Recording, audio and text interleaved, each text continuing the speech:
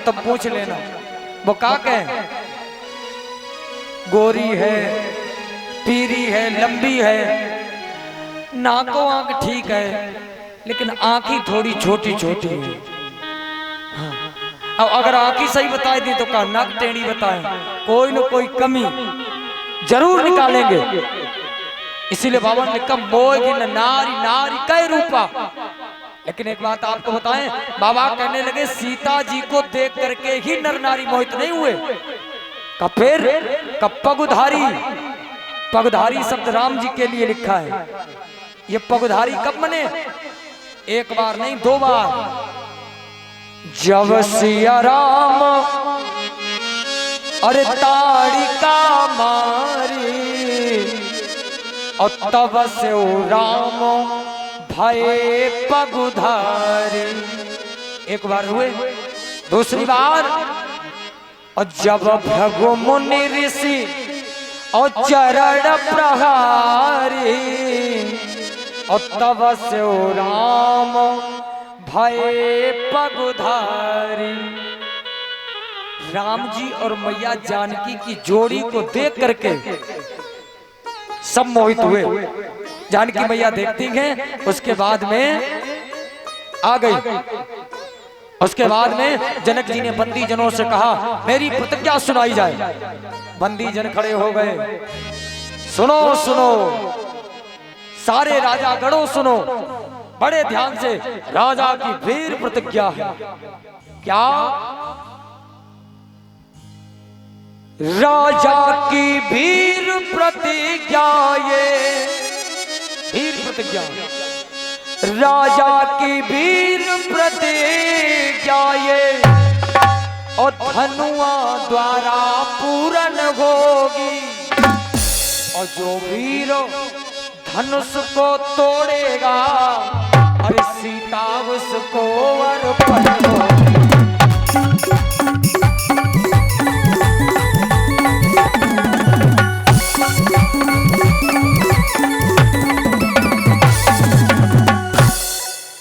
जो वीर धनुष को तोड़ेगा सीता उसको अर्पण होगी।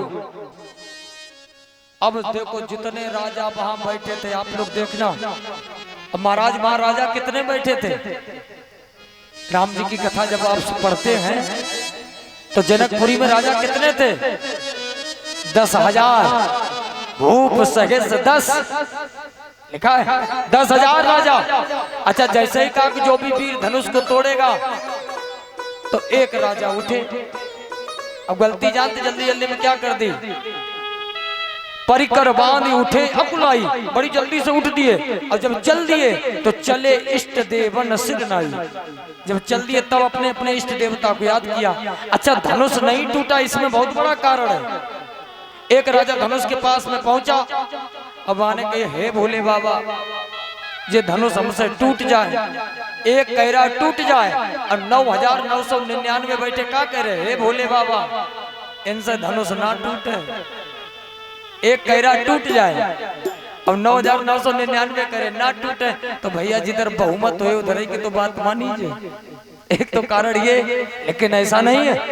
ये सब गए धनुष को उठाने का प्रयास किया, नहीं उठा। यहां तक कि बाबा तुलसीदास जी ने लिख दिया भूप सहिस 10 एक ही बारा और लगे उठावन टरई न टारा।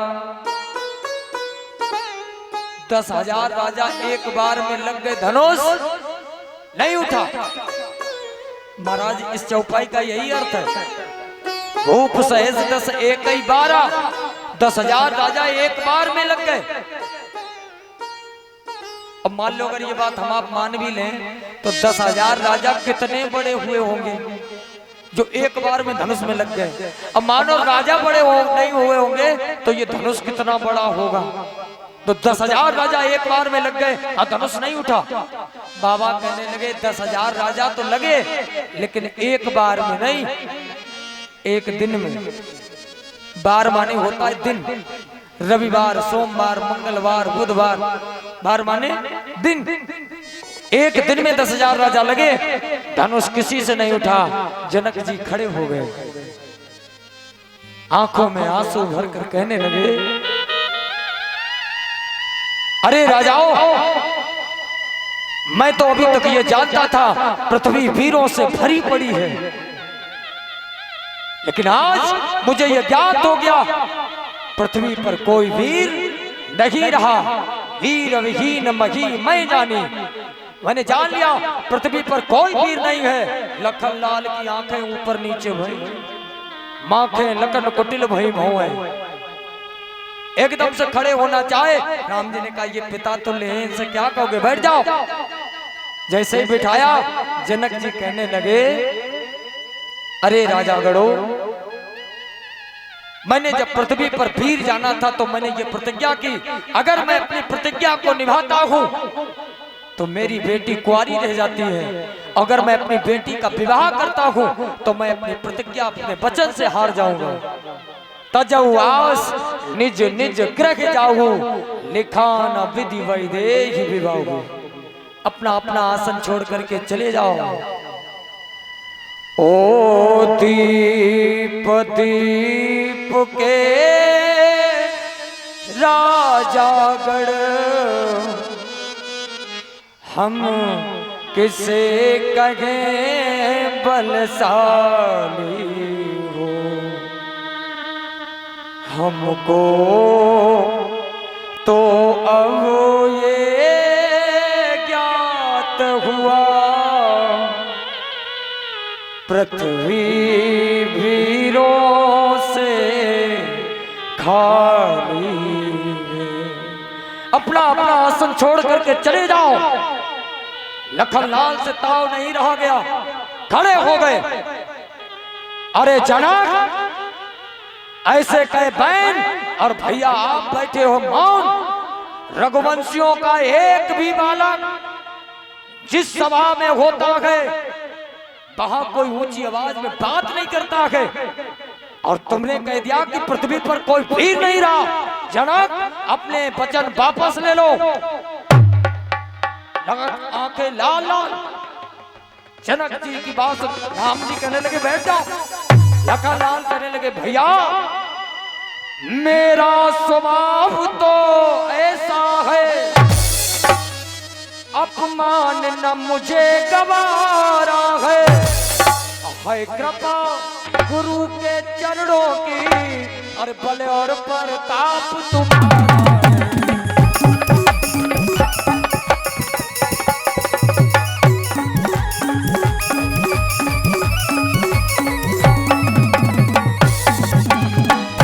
जनक।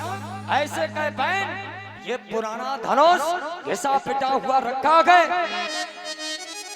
जल को थल, थल को जल कर दूं, और लाऊंगा तोड़ सितारों को, और सुरमे की तरह पीस डालूं, और पृथ्वी को और पहाड़ों को।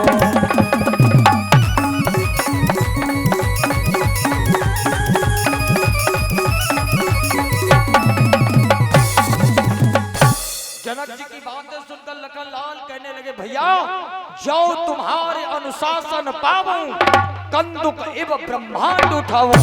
ये धनुष की तो क्या बात है, पृथ्वी को कच्चे घड़े की भांति उठा करके अब कोसों तक ले जा करके मैं कच्चे घड़े की भांति फोड़ सकता हूं। जनक, अपने वचन वापस ले लो।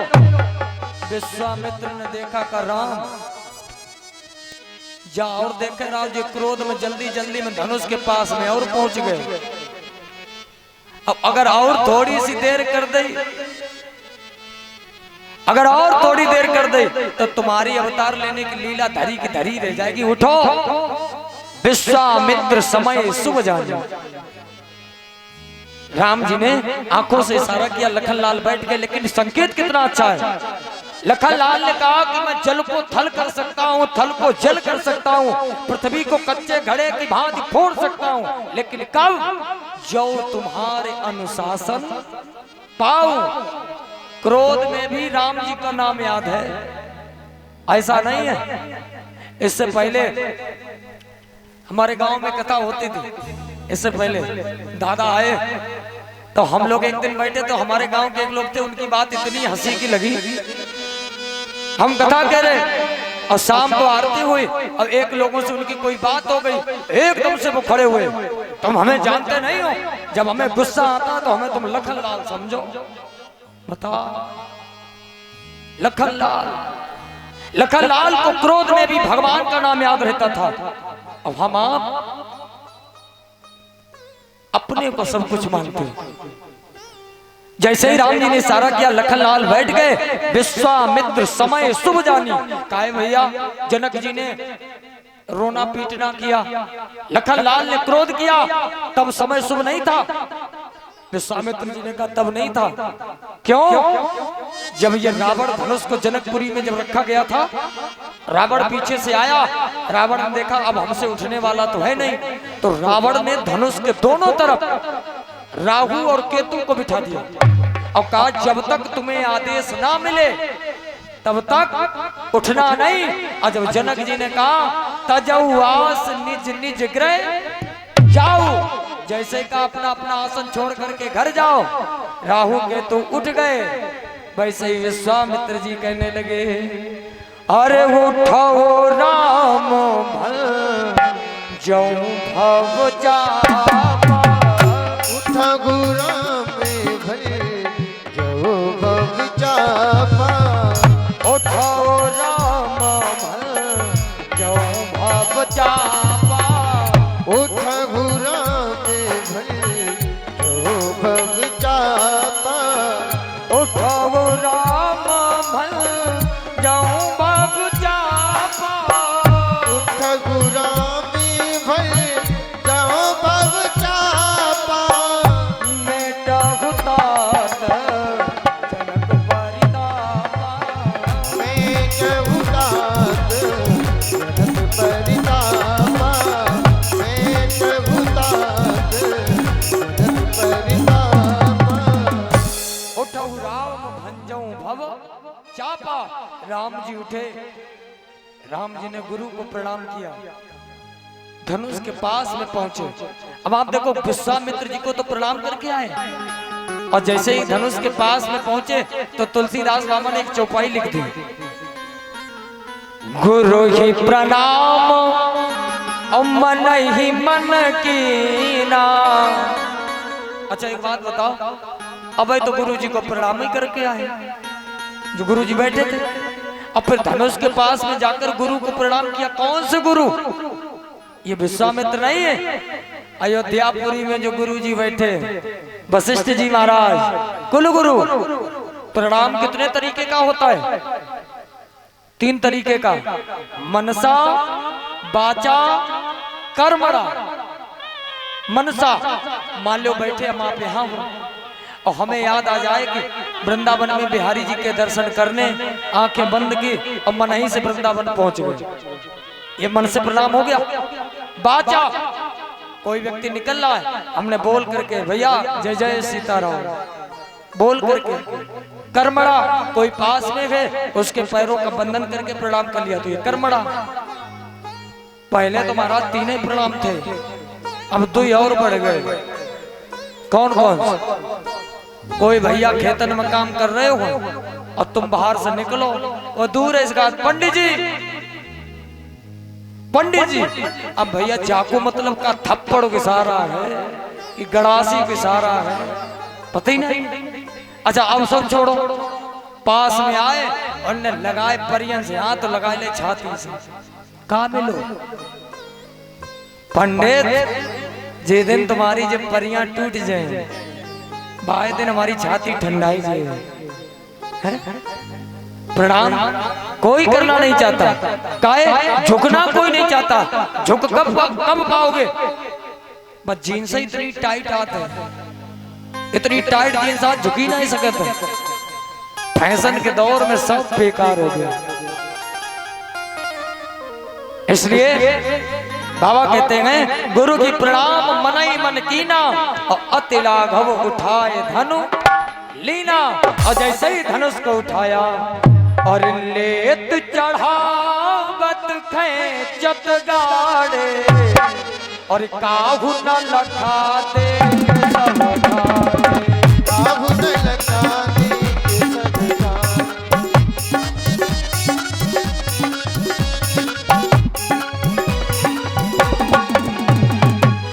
इन चढ़ावत खेचत गाड़े, काहू न लखा दे सब गाड़े। देख राम मति धनु तो